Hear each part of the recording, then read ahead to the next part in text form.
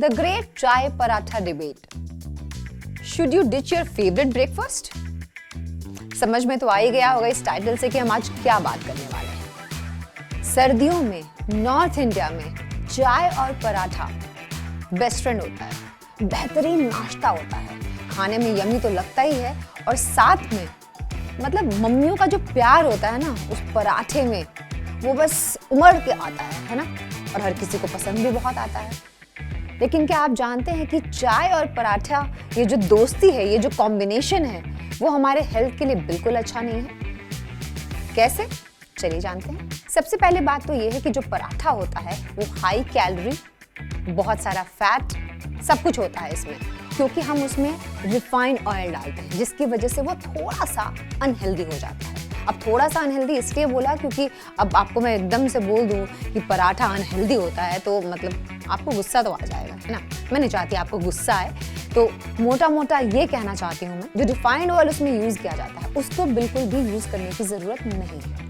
अब अगर मैं बात करूँ कि आलू का पराठा, जो कि सबका सबसे ज्यादा पसंदीदा नाश्ता होता है चाय के साथ सुबह सुबह, लेकिन आलू में वैसे इतना फैट होता है, कार्ब्स होते हैं, स्टार्च बहुत होता है, तो वो पराठे को थोड़ा और ज्यादा अनहेल्दी बना देता है। और चाय में कुछ ऐसे तत्व पाए जाते हैं, कुछ ऐसे एलिमेंट्स होते हैं जो कि पराठे के साथ मिक्स होके आपके लिए नुकसान कर सकते हैं। अब अगर आपको चाय में पराठा डुबो के खाना बहुत अच्छा लगता है तो आपको बता दूं कि टी में टैनिन्स होता है, जो कि आयरन को अच्छी तरीके से आपकी बॉडी में एब्जॉर्ब नहीं होने देता है, जिसकी वजह से आपका कोई फायदा नहीं होता। अगर आपको ये लग रहा है कि मैंने आलू का पराठा खाया है और बेहतरीन नाश्ता है और ये हमारी हेल्थ के लिए अच्छा है, तो यहाँ आपको उल्टा नुकसान झेलना पड़ सकता है। और सबसे बड़ा नुकसान पता है किसको होने वाला है? आपके डाइजेशन और आपके लिवर हेल्थ को। Here I am giving you 7 tips to make paratha चाय breakfast really healthy.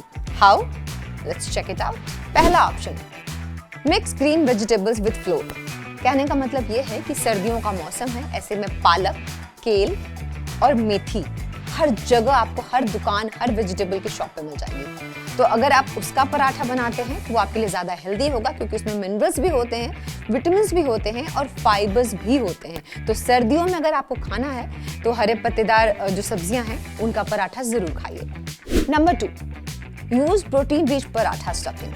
इसका कहने का मतलब ये है कि आलू पराठा खाने का बहुत मन है तो चलिए कभी कभी खा सकते हैं, लेकिन प्रोटीन रिच स्टफिंग अगर आप यूज करते हैं तो आपकी सेहत के लिए बहुत अच्छा होगा, जिसमें कॉटेज चीज की बात कर सकते हैं, पनीर पराठा आप खा सकते हैं, और साथ में अगर आपको अंडा खाना पसंद है तो अंडा पराठा भी आपके लिए एक बेहतरीन ऑप्शन हो सकता है। इसमें आपको प्रोटीन भर भर के मिलेगा और आपकी हेल्थ के लिए बहुत अच्छा होगा। Number 3, use more stuffing then floor.